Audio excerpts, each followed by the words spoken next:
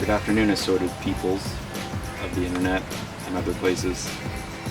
Although you're probably not watching it on anywhere but the internet, at least I hope so, because that would be a little weird. People are making DVDs of this and bootlegging them on some kind of a foreign street, selling them to small children. I really hope I'm not a role model anywhere. It'd be a little weird. Although it'd be fun to say I'm huge in Japan. Probably looks like I'm very green right now, and that I'm sitting underneath it. Some kind of hobo contraption.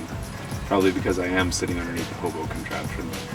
It's literally a tarp suspended from the tailgate of the van that we're in because it's raining.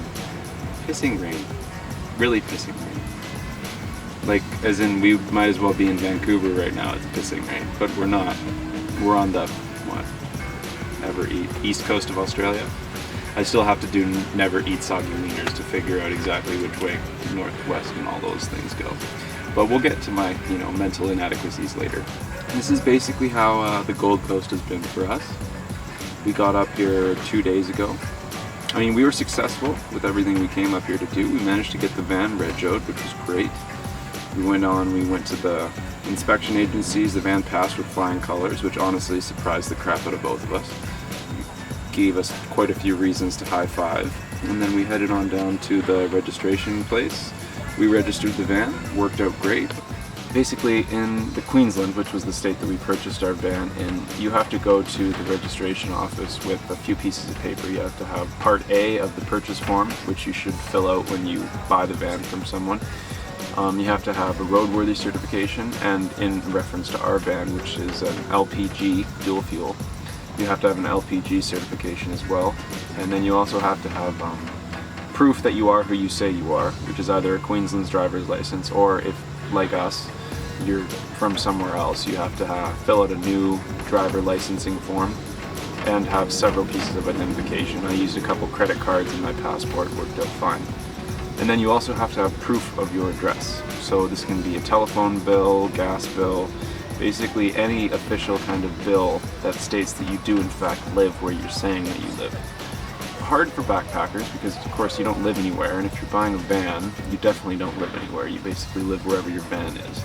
So what we did was, on our way up there, we stopped and we stayed in... You see this? Do you see what this is doing to me? It literally wants to be right by my face. That's the only place that it wants to be. Julia's laughing at me right now and smiling. It's the wind, okay? Anyway, back to story. So, if you're a backpacker, you need to have proof of address. What me and Giulia did, and we found out about this online because a lot of people who purchase vans, basically what they do is they go and they stay at a hostel. We stayed at a caravan park. We needed to for one night anyway. It was great. We had showers. We did everything we needed to do. I was actually at that caravan park when I was talking last. The last time that we saw each other. The last time we spoke. I got a receipt from that with my name on it for the one night that we had stayed there.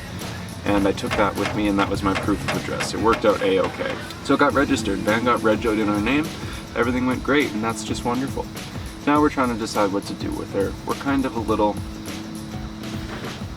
unsatisfied with the way that it's been going recently. It's been kind of interesting, to say the least. Did you see that? We have a co-star in our film now. We don't know who she was, but she had a white t-shirt on. Very alone. We've been up on the Gold Coast for the last little bit, and let's be honest, it's basically filled with rain right now. Probably just right now, but it's basically been a mix of thunderstorms, rain, high humidity, more rain, and more thunderstorms. We've literally done nothing in the last few days other than get the van registered and go out for Korean barbecue. Korean barbecue was amazing. But now we've been having a lot of waiting.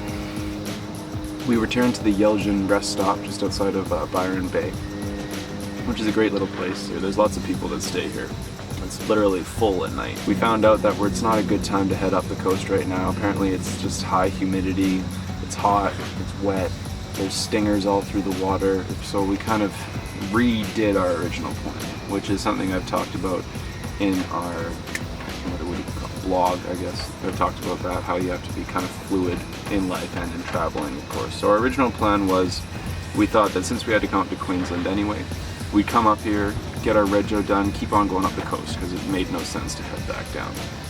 But now we basically decided that we were going to head back up the coast. No, we didn't. We decided we weren't going to head up the coast. And so we're kind of in the middle ground now. We don't know what to do. We don't know whether we should keep the van, sell the van. It's been great, it's been comfortable. We're really enjoying staying in it, but at the same time, we're not sure if it's exactly what fits our needs right now, because the last few days it's been making us bored.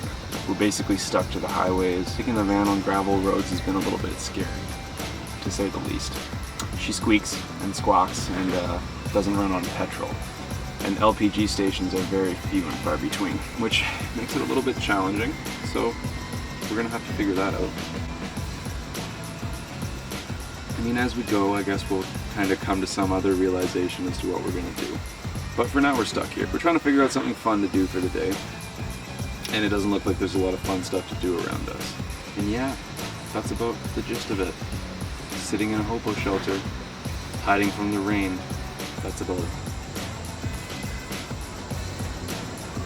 Oh, wait, one thing. I guess I have to mention something else. I won't go just yet.